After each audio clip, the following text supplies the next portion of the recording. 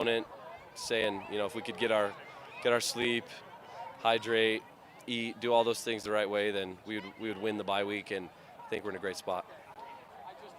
How difficult is it to make this 2 time zone trip, and how beneficial is it to go a day early?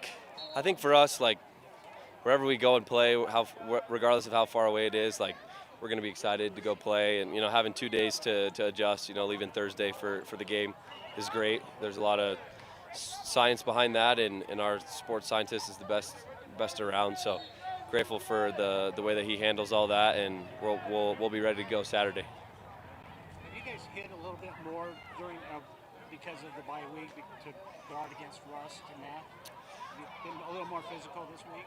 Yeah, in our practices last week during the bye week, we had plenty of physicality. Normal week for us this week. Our Tuesdays we're in full pads, so had another good practice today. We'll be in pads again tomorrow. So we're not changing anything from the way that we normally prepare. ECU's quarterback has been described by a lot of people as pretty prolific. Yeah. What's the number of things that stands out about watching the game? Yeah, no, he's a great quarterback. We're excited to play against him. I think he makes quick reads and is a really accurate thrower. So I think that's the thing that he leads on, and he puts the ball on the money for his receivers a lot and lets them go make plays. But yeah, quick reads, and I think he makes smart, quick decisions. How difficult is it preparing for a pass-happy offense versus what you faced previously? The preparation is pretty similar, I would say, honestly, in the way that we focus, right, and knowing, they're a tempo offense as well, right, so we got to be prepared for that and be prepared to match that with how we get the call, get lined up, and play the next down. But as far as, our preparation for a more pass-heavy team, there's certain calls we like, certain calls we might not run as much, but, yeah, we're excited for the scheme that we have. Have you been asked about being on the good works team yet? I have not. Well, what's your reaction? I'm thrilled, super honored and grateful to receive that recognition. Grateful to be at a place like BYU where there's so many amazing opportunities and resources that we can use to serve in the community, and there's great leadership and people here who have helped be liaisons for those opportunities. And yeah, there's so many guys on this team too who do so much for the community, and a number of them could have been recognized as well, but I feel very grateful to receive that honor. All right. Thanks, Tanner. Thank you. Thank you. Congrats again, by the way. Thank you. Hey everybody. How are you, sir? Doing well. You good, Brandon? How'd the bye week treat you? Good. Got a lot of good work done. Did some recruiting. Had a few players they're a little banged up, get healthy, and got a good start on this next opponent. How much of an advantage is it to have a bye week ahead of a season like this? Well, it depends. Sometimes bye weeks are good when you need to regroup, and then sometimes if you're playing well, it's you don't want that. You want to keep the momentum going, and so it's hard to know. We'll find out. I think overall, we've been pretty good at using our bye weeks in a positive way here. What were the biggest focuses for Bear during this bye week? Just keep doing what he's doing. He's doing a great job. I mean, he's taking great care of the ball, making very good decisions, and we know that each opponent's going to get tougher. This defense we're about to play is going to be one of the best defenses we're going to play this year, and so I just want him to keep doing what he's doing and keep getting a little bit better each week. You mentioned last week on the coordinator's corner how blitz happy, I guess is the best way to call it, this defense is. How difficult is that to prepare for, knowing they can bring it from anywhere? Yeah, they're good. They bring a lot of pressure, and they have – I don't know how they practice everything they do. I have a lot of respect for these guys. They play very hard, and they have a lot of different – they give you a lot of different looks, and we've needed every minute of this bye week to try to prepare for them. What goes into preparing a quarterback for his first road start? What do you do maybe to get him ready for that moment? Well, we've been practicing that for road games all through fall camp, so the crowd noise out here is deafening. It can't be louder. It can't be louder anywhere than the crowd noise we have out here on the field, and we've been doing that since fall camp. So we've been practicing for that, and but that was not only for this game, but just for the whole Big 12 season. Then you're just trying to just keep developing him, just keep each week just keep taking steps forward, similar to what we did with Jake last year and Jaron the year before that, Keaton and on and on. You start out the season kind of feeling out what kind of team you have, and then as the season builds, you open it up more as you find out who your best players are and what your best plays are, and we're still in that process right now. Still feel good about wide receiver, next man up, even without JoJo. JoJo's a big loss. I mean, there's no one guy that replaces JoJo. He's very talented, and we just started getting him going in that Stanford game, and then it's a shame. We're going to really miss him. But we have some other good players at receiver that they'll step up, but it'll be a by committee thing because it's hard to replace 6'5" and a guy that can run like that. So, but I have a lot of confidence in the other guys. Are there any tricks to the trade of the 2 time zone travel?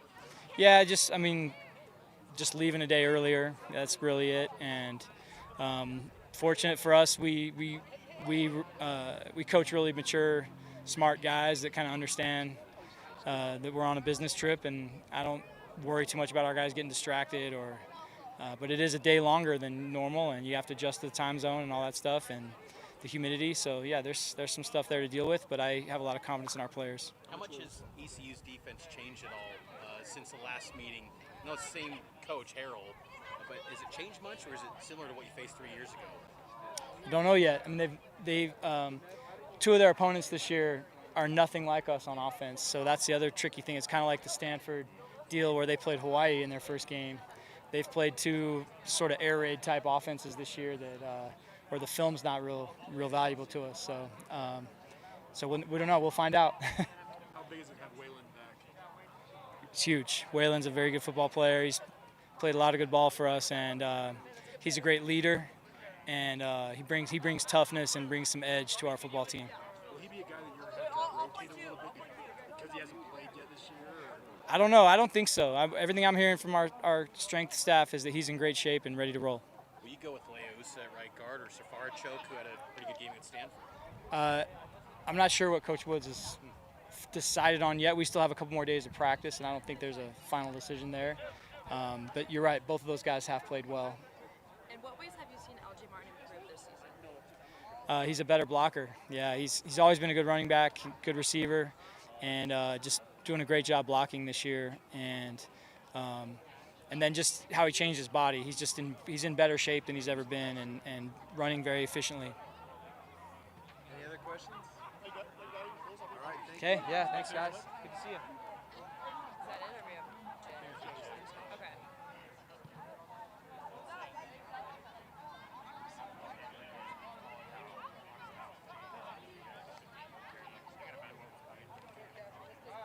Can you talk about what Jay's meant for you during your time at BYU preparation? We ready? Ready. Okay, let her rip. As ready as you are. What are the challenges in preparing for an up-tempo team like East Carolina?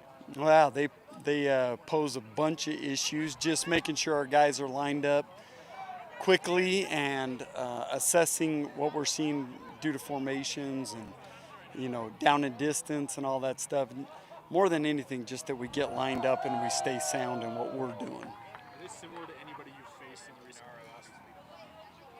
Well, I mean, we face teams that run similar run plays, and we face teams that run similar pass plays. As far as the up-tempo-ness of it, not in recent games.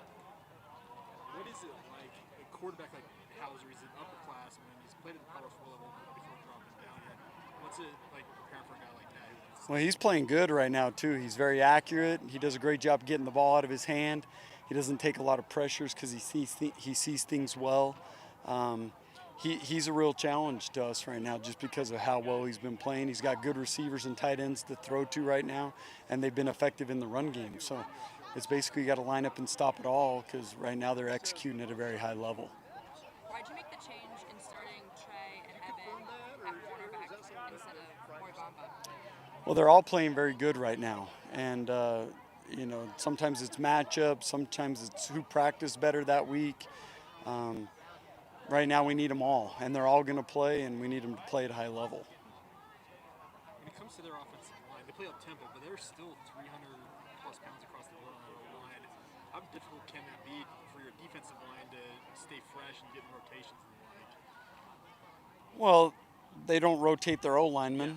So if they don't rotate their O linemen, we shouldn't have to rotate our D linemen, is my mindset. I think we're in great shape. I think physically we're fit. Our strength coaches have done a great job with our team. Through the first 2 games, we looked outstanding. So I think the key right now is getting out of drives. Don't let them go on those 9, 10, 12 play drives. If we can get out of the stuff early and just get our cleats in the ground and play the way we have the first 2 weeks, we'll be in a good spot. Ronnie mentioned that Justin Kirkland practiced last week. Is he going to be available this week, or is it still TBD? It's still TBD right now, but he looked good today. He continues to get better and better, and he's going to be a huge addition to us when he comes back. Anything else?